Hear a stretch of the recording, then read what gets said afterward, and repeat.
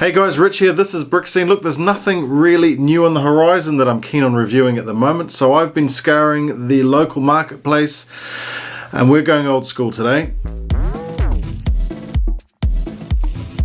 So I picked up set number 75020. It's Jabba's sail barge, 850 pieces, 6 minifigs, released in 2013. Original price was 120 US dollars, about 100 pounds in the UK. I don't have the New Zealand Australian retail prices actually. I wouldn't mind seeing that, but I paid 240 New Zealand dollars. Given it's 7 years old, let's see what we got for our money.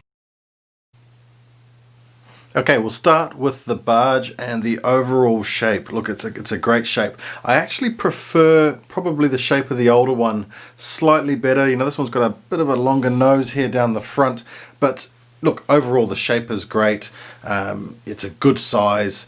The build didn't take too long to put together, maybe a couple of hours. It certainly wasn't difficult by any stretch of the imagination. It's only 850 odd pieces like we were saying, so not exactly a difficult build to put together. So if we come in a bit closer and have a look at these sails, you can see they're just plastic with a design, with these straight lines sort of design on them. So if I pull them up like that, you can see they're just held on there with a few more Technic pieces and a ball joint there, so you can angle them however you want. So I've just pulled the sails off while we're up the top here so that we can get a better look at these weapons, and you've got that twin deck mounted blaster there, which looks awesome. Now if I turn that around, that's fairly simple build, but it works, it looks good. It moves up and down and then moves around, so that does exactly what you need it to do. Now towards the back you have another heavy blaster mounted to the side of the barge. This one here can be taken off and moved to the other side. There you can see you've got that bent hose going around there to sort of create a standing area for your minifigs. I quite like the design. Again, simple but effective. It looks really good. It looks really good. So if we come back down to the front of the barge here, you can see that long front end to it, you know, that sloped front end. It's, you know, it's quite an easy build as I say, but you know, you're putting a lot of pieces together there to get that shape and building it up. And there's actually a little surprise feature in here. If you open that up, you've got an old type cannon that pops out. You can't fire it from within the barge itself, but it's one of those ones you just put those little barrel pieces in and pull the piece back and fire them off. So a quick demonstration of how to fire these off. You just pull it back and let it go. Good fun, but fairly useless when it's in here. You can't really get your fingers in there to actually fire it off. Quite cool. This actually pushes it back in as well and pops it out at the same time. As you can see, pushes it in, pops it out. Kind of cool little feature.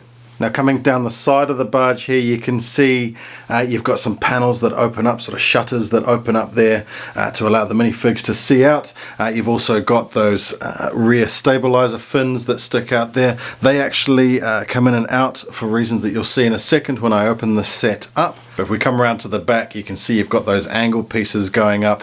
I quite like the way they've done the shape on this. It works. It works. I think with more modern techniques and modern pieces, you'd probably be able to get the shape of the rear end of this a little bit better. As you'll see why they've got that shape there, it's obviously to have it all open up so you can see inside and get maximum amount of play from within.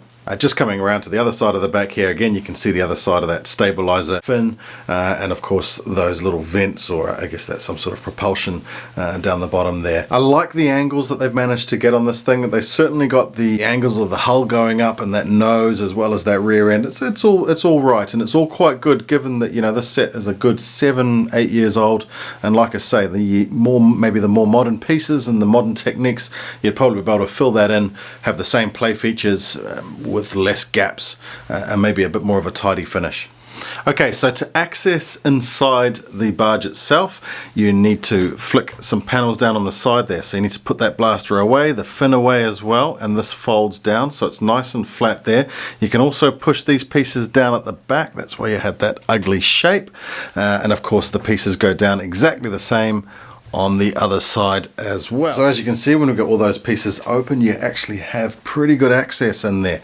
But also this top piece just lifts off as well. So let's take a look at what features we've got going on inside. So if we start up the front here, down on that bottom left hand side, you can see our transparent red little barrel pieces, which is the ammunition obviously for that cannon that sits up the front.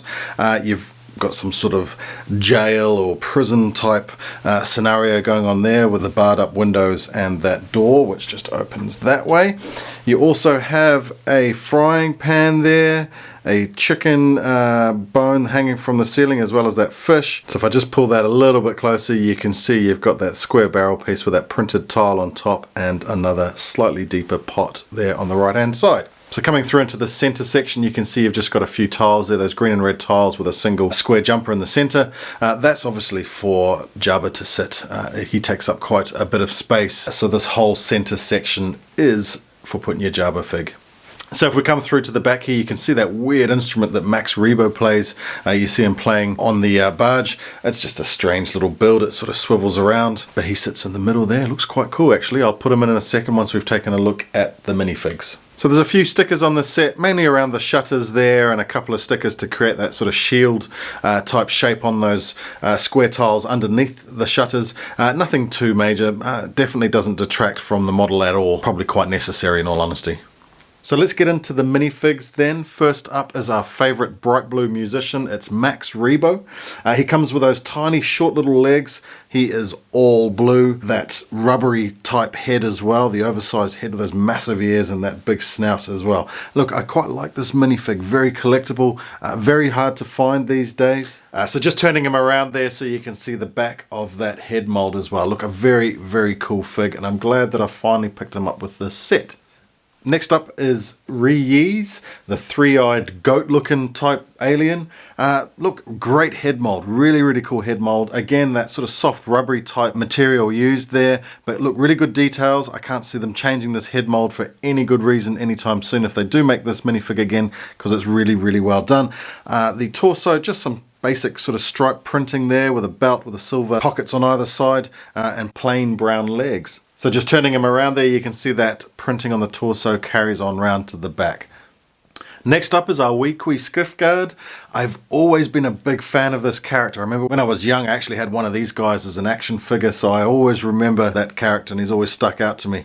But look, great detailing. What I like about this guy is the printing on that face. It looks really, really angry. Nice printing on the torso as well with those light blue arms and the dark tan hands, light tan legs, fairly plain, no printing on the legs at all. And if I turn it around here, you can see there's some great printing on the back as well.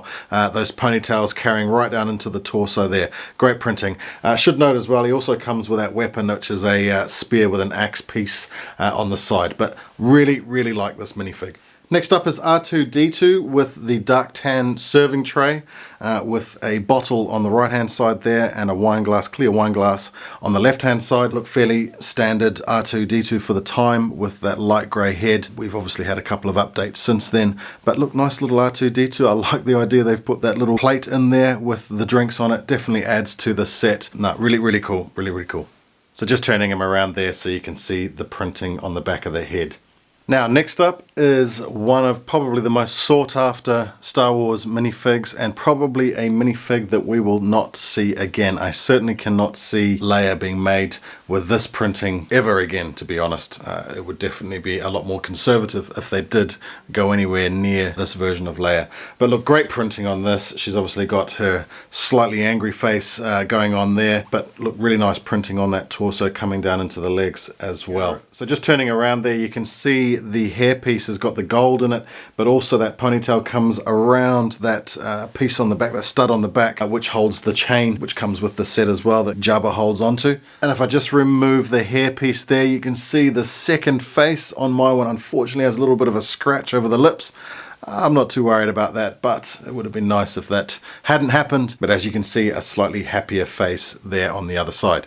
And last but not least, we've got Jabba the Hutt. This is the second version of Jabba and the much better one, of course. Look, great printing on the head. We've got the short arms there and the hands that can actually hold onto a chain. But some great printing coming down through the tail there. And there he is side on there, just showing some more of that printing there and the tattoo, if you like, on the arm and the printing going down the tail. It's really, really well done. I really like this Jabba. And coming around to the back, you can see some more printing going on down the back of the head there. And now that we've seen all the minifigs, here they are all placed inside the sail barge. As you can see, there's probably the right amount of minifigs for this set. I think any more probably would have cluttered it up a little bit unless they gave us some sort of side build to go with it. But now look, I'm happy with the amount that they have given to us here. So in conclusion, look, it was a fair price. You know, I paid good money for it. I think I paid probably about the retail price. And given it was second hand, it could do with a new sticker sheet. It could do with a new face or a new head for Leia, of course. But I'm pretty happy with what I got. You know, it's a great model. None of the pieces seem to be in too bad condition. The sails are in pretty good condition.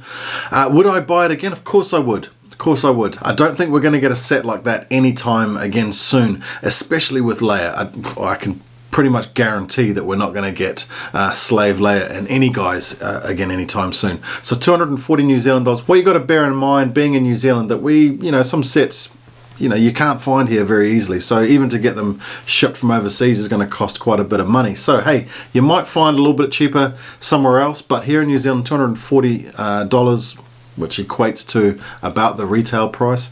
I'm pretty happy with it. I'm pretty happy with that. So look, thanks for checking this out. If you like this sort of content, please help us out by subscribing. We really appreciate it. It helps the channel grow. And we'll see you on the next one. Thank you very much.